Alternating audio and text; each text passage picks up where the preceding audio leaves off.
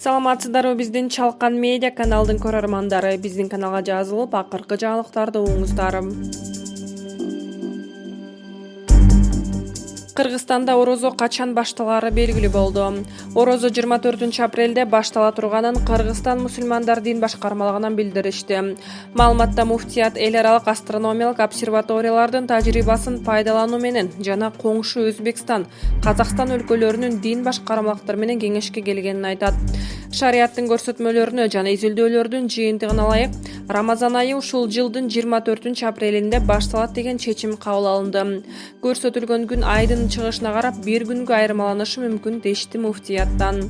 Буга чейин муфтий Максатбек Ажы Токтомушев ыйык Рамазан айы карантинге туш келерин айтып, орозону үйдөн кармоого чакырган болчу. Коопсуздук үчүн ооз ачуу жана намаздар үйдөн окулушу керектиги белгиленген. Эскерте кетсек, өткөн жылы орозо айынын 1-күнү 6 майга туура келип, айт 5-июнда болгон. АКШ Кыргызстанга COVID-19 каршы күрөшкө $900 миң жардам берет. АКШ эл аралык коомчулуктун коронавируска каршы күрөшүнө көмөктөшүп, жабыр тарткан мамлекеттерге гуманитардык жардамын улантаарын билдирди. Кошмо Штаттарынын мамлекеттик департаменти бул багытта $508 миллион бөлүнгөнүн кабарлады. Бул каражаттар оорууну ооздуктоого, элге өз убагында маалымат жеткирүүгө, өтө маанилүү тармактарды колдоого багытталат деп билдирген АКШнын тышкы саясий мекемеси.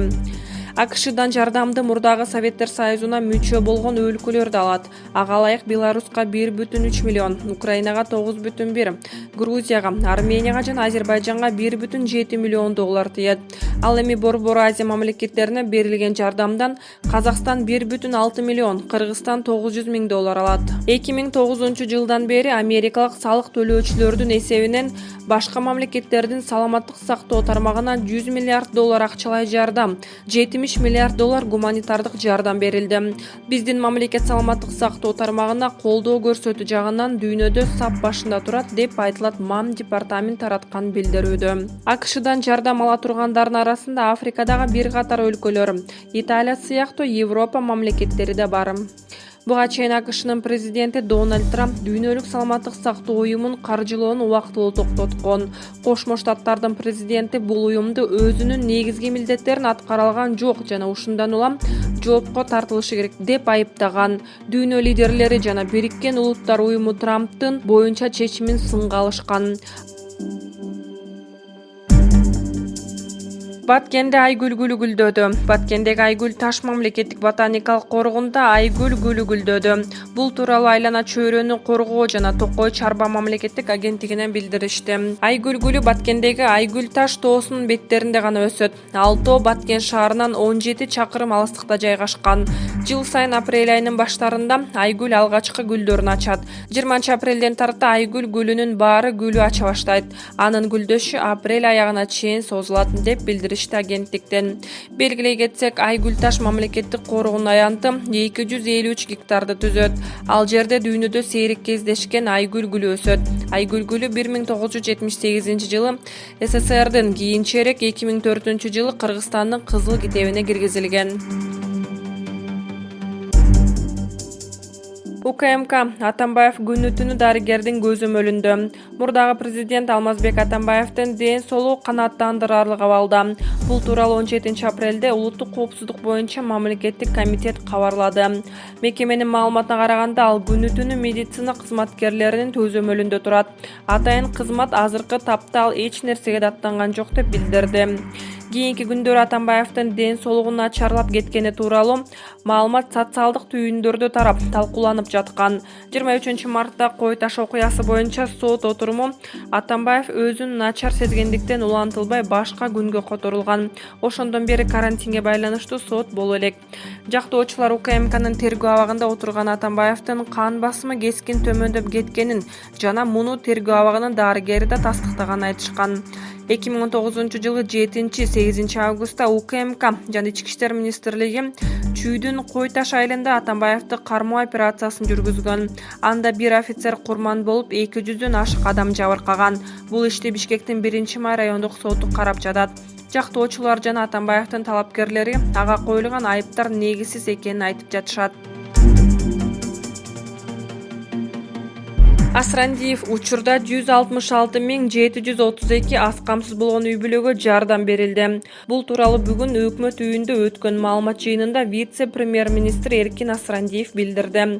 Анын айтымында өкмөттүн чечими менен Матрезерв линиясы боюнча 5370 тонна унду аз камсыз болгон үй бүлөлөргө таратуу чечими кабыл алынган.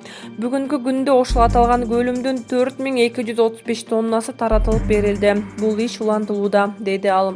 Ошондой эле белгилүү болгондой, Эмгек жана социалдык өнүктүрүү министрлигинин алдында муктаждарга жардам көрсөтүү үчүн атайын депозиттик эсеп ачылган. Бул эсепке биздин ишкерлер жана жарандар каражаттарды которуп жатышат.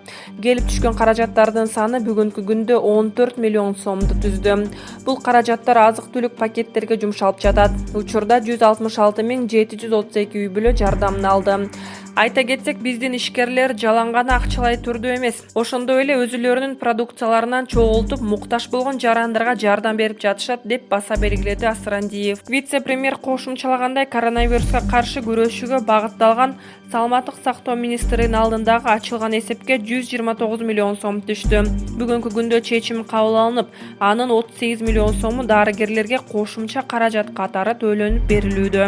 Учурдан пайдаланып демилге көтөргөн жарандарыбызга, ишкерлерге, ошондой эле биздин өнөктөштөргө, эл аралык уюмдарга, өнөктөш өлкөлөргө ыраазычылык билдирем, деп сөзүн жыйынтыктады Асрандиев. Эльвира Сурабалдиева оор кырдаалда жардам алган адамдардын сүрөтүн жарыялабасак. Депутат Эльвира Сурабалдиева Чүй облусунун Сооклук районундагы дотациялык айыл өкмөттөрдө жашаган жарандарга 14 тонна ун таратып жардам берди. Карантин башталгандан бери аталган райондун дарыгерлерине бет кап бөлүнүп, нөөмөттүк унаа дайындалган. Бул тууралуу Жогорку Кеңештин басма сөз кызматы билдирди. Оор кырдаалда жардам алган адамдардын сүрөтүн жарыялабасак, бул менин сунушум. Бүгүн бар, эртең жок. Оомалуу төкмөлүү заман дегенди билип, эртеңки күнү сенин сүрөтүңдү жарыяласа сүйүнөр белең. Баарына чыдап жүргөн намыскөй калкыбызды 30 жылда ушундай абалга жеткирген мамлекетке күнөө. Ошондуктан бийликте отургандарга бизге мактана турган иш эмес. Бул илдеттен аман эсен чыксак, дейт депутат. Депутат бул жолку жолугушууда Күнтүү айыл өкмөтүндөгү жаштардын курч суроолоруна жооп берди. Орок айылында да эл чогулуп, коронавирус, пенсия, кредиттер, билим берүүдөгү жалпы кырдаал боюнча маселе көтөрүштү. Айылдардын постторунда машинабыз дезинфекцияланып, жарандар менен таза абада маектешкенге жетиштик. Карантинде күнүмдүк оокат менен жанын багып жүргөндөр абдан кыйналды. Мамлекет багып албаса, ишке чыгууга уруксат берүүнү суранышты. Аны парламенттин келе жаткан жыйынында бардык эле депутаттар айтышар, дейт Эльвира Сурабалдиева. Өкмөт мамлекеттик жана муниципалдык кызматкерлердин эмгек акысы толук көлөмдө төлөнөт. Мамлекеттик жана муниципалдык кызматта иштегендердин айлык акысын кыскартуу тууралуу социалдык тармактарда тарап жаткан маалымат боюнча Кыргыз өкмөтү билдирүү жасады. Ага ылайык өзгөчө кырдаалда режими жана өзгөчө абал учурунда штаттык режимде ишке тартылган мамлекеттик жана муниципалдык кызматкерлердин эмгек акысы толук көлөмдө төлөнө тургандыгын айтылды. Өзгөчө кырдаал жана өзгөчө абал режимдери учурунда аралыктан иштеген мамлекеттик жана муниципалдык кызматкерлердин эмгек акысы түздөн түш иш орунундагы милдеттерин аткаруудан көз каранды болгон үстөктөрдөн тышкары тийиштүү кошумча төлөмдөрдү иштеген жылдар үчүн класстык чин, окумуштуулук даражасы жана бийик тоолу алыскы аймактар эске алуу менен төлөнөт, деп жазылат маалыматта. Элден түшкөн акчадан дарыгерлерге 132 миллион сом бөлүнүп берилет. Коронавируска каршы алдын алуу жана дарылоо иштерине тартылган медицина кызматкерлеринин айлыгына кошумча үчүн апрель айынын жыйынтыгы менен 132 миллион сом жумшалат. Бул тууралуу 17 апрелде президент Сооронбай Жээнбеков менен жолугушууда вице-премьер-министр Аида Исмаилова билдирди. Мамлекет башчынын басма сөз кызматы Исмаилова дарыгерлерге бардык кошумча төлөмдөр өз убагында берилет. Бул максатта 38 миллион сом бөлүнүп берилген. Апрель айында 132 миллион сом бөлүнүү план пландалууда деп айтканын кабарлады. Эл каттоонун мөөнөтү белгисиз мөөнөткө жылдырылды. Улутстатком 2020-жылы белгиленген Кыргыз Республикасынын эл жана турак жай фонду каттоону белгисиз мөөнөткө жылдырды. Буга чейин COVID-19 коронавирусун таралышына байланыштуу президент Сооронбай Жээнбеков өлкөнүн айрым шаарлары менен райондорунда өзгөчө абал тартибин 2020-жылдын 30-апрелине чейин узартуу жөнүндө жарлыкка кол койгон. Белгилей кетсек, Кыргыз Республикасында эл жана турак жай каттоо фондун өткөрү 2020-жылдын 23-мартынан 1-апрелге чейин белгиленген. Бирок COVID-19 коронавирусун таралышына байланыштуу 2020-жылдын 19-мартында эл каттоо жай райын расмий мөөнөтү ушул жылдын 20-апрелинен 29-апрелине чейинки мезгилде өткөрүү чечими кабыл алынган.